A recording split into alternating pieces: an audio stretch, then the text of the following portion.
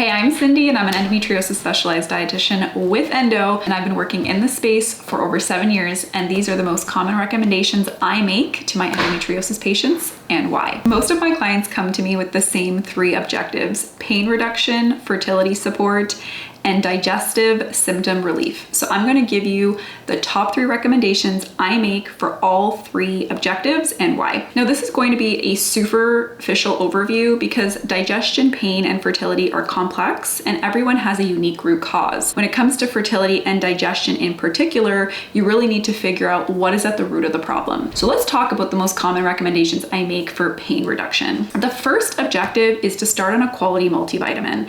One of the easiest ways to reduce pain and inflammation is to satisfy nutrient gaps in vitamins and or minerals known to exacerbate pain in endometriosis patients. Human studies show that adequate amounts of vitamin C and E are effective at reducing pain and to reduce both levels of inflammatory markers and oxidative stress markers. In human cell studies, vitamin D was shown to reduce blood supply to endo lesions, increase endo cell death, and to reduce inflammatory markers associated with disease progression.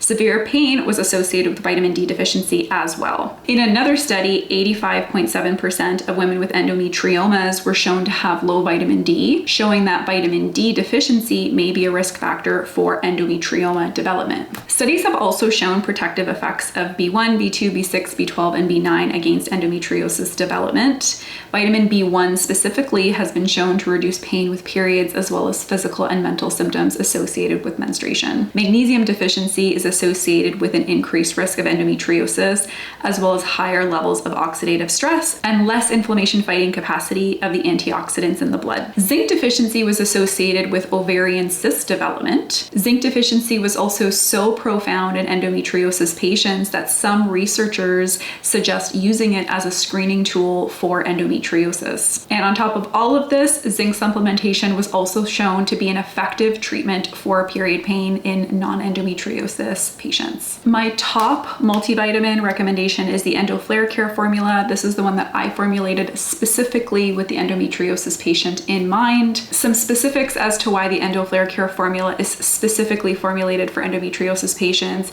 is that it has the right form of vitamin E, so mixed tocopherol form for maximum inflammation fighting capacity. It has less iodine, which has the endometriosis patient who also has autoimmunity, particularly elevated thyroid antibodies in mind. It also has a high amount of active B vitamins to support energy, nausea, estrogen elimination, and more. It also has more magnesium and calcium than your average multivitamin, which are great for supporting cramping and pain. I also really like the Needed formula as well as the Seeking Health formula. The second recommendation I make to my endometriosis patients when it comes to their pain reduction objective is to increase the plant diversity in your diet. Specifically, I'm often suggesting 3 or more color plant foods with every meal.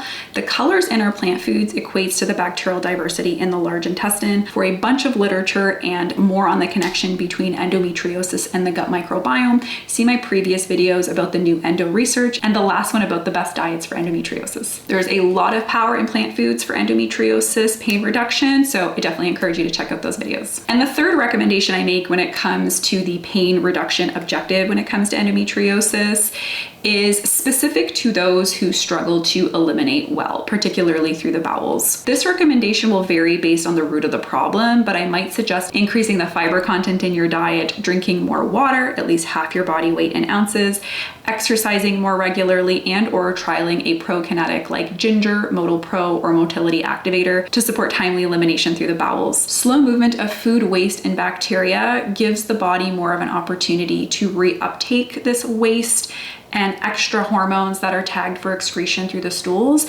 And all of these things can contribute to more pain and inflammation in somebody with endometriosis. I might also recommend specific fibers like partially hydrolyzed guar gum to help with that elimination. Some of my favorite high fiber foods include berries, avocados, legumes and lentils, dark leafy greens, and nuts and seeds, particularly things like flax seeds, chia seeds, and hemp hearts. I also really love dietary probiotics for helping with moving waste through the bowels. So think of things like yogurt, cottage cheese, kefir, sauerkraut, natto, and other fermented veggies. Now let's talk about the most common recommendations I make for digestive symptoms. Now again, this will be a bit superficial because getting lasting relief from GI symptoms depends on accurately identifying what is at the root of the problem. And speaking of the root of the problem, my first two recommendations here are focused on just that, trying to help you identify what may be causing your digestive symptoms and specifically identifying if motility issues and or stomach acid production problems can be at the root of your digestive symptoms. So like I just explained,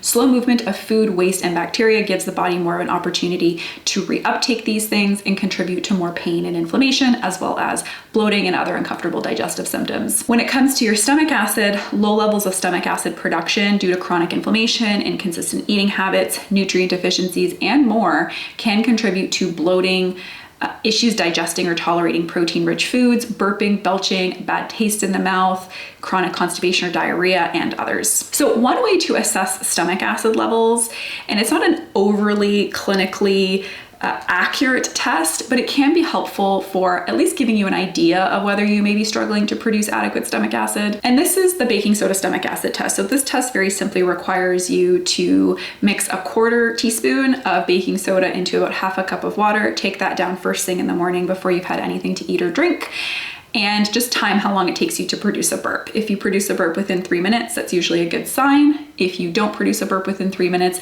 I would encourage you to redo this test at least 2 to 3 more times to gauge an average. If you're not producing that burp, this could be a sign that you're not producing adequate amounts of stomach acid, and here you can consider consuming more bitter foods like dark leafy greens, cacao, dark chocolate, radicchio, arugula, and other bitter greens. Or you can also consider a digestive bitter or a digestive enzyme with betaine HCl. You can also assess your stomach acid levels with the betaine titration test. Betaine is a nutritional compound extracted from food sources like grains or beets. Betaine HCl is an acidic version of this compound that works similarly to hydrochloric acid in your stomach and is used as a stomach acid replacement. So how do you do this test? Start with 1 capsule of a betaine HCl supplement that has between 250 and 500 milligrams of betaine HCl per capsule. Take it with your highest protein meal of the day. Assess over the next 1 to 2 weeks whether it's improving any of your symptoms.